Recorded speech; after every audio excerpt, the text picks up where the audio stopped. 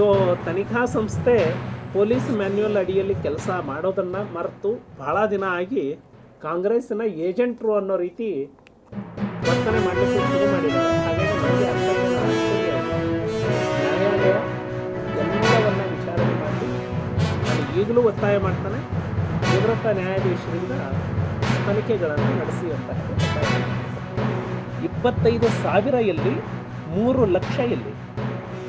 So ಎಲ್ಲ rate, bond paper rate ಹೆಚ್ಚಾಗಿದೆ, ಖರೀದಿ ದರ ಹೆಚ್ಚಾಗಿದೆ, ಸಾರಿಗೆ, ಆನಂತರ ಆಹಾರ ಪದಾರ್ಥಗಳು ಎಲ್ಲವೂ ಹೆಚ್ಚು ಮಾಡಿ, ಕರೆಂಟ್ ಬಿಲ್ಲಿಂದ ಹಿಡಿದು ಎಲ್ಲವನ್ನ ಹೆಚ್ಚು ಮಾಡಿ, ಹಾಲಿನ ರೇಟ್ ಹೆಚ್ಚು ಮಾಡಿ, ಸಾರಿಗೆ ಇಲಾಖೆಯಲ್ಲಿ ಇವತ್ತಿಗೆ 7,400 ಕೋಟಿಯನ್ನು ಬಾಕಿ ಉಳಿಸ್ಕೊಂಡಿದ್ದಾರೆ. ಅಂದರೆ ಈ ರಾಜ್ಯದ ಜನ ಅರ್ಥ ಮಾಡ್ಕೊಳ್ಬೇಕು, ನಮ್ಮ ಆಸ್ತಿಯನ್ನು ಮಾರಿ ಅವರು ನಾಟಕವನ್ನು ನಡೆಸ್ಕೊಂಡು ಹೋಗ್ತಾ ಇದೆ. ಇದು ಕಾಂಗ್ರೆಸ್ ಸರ್ಕಾರದ ಆಡಳಿತ.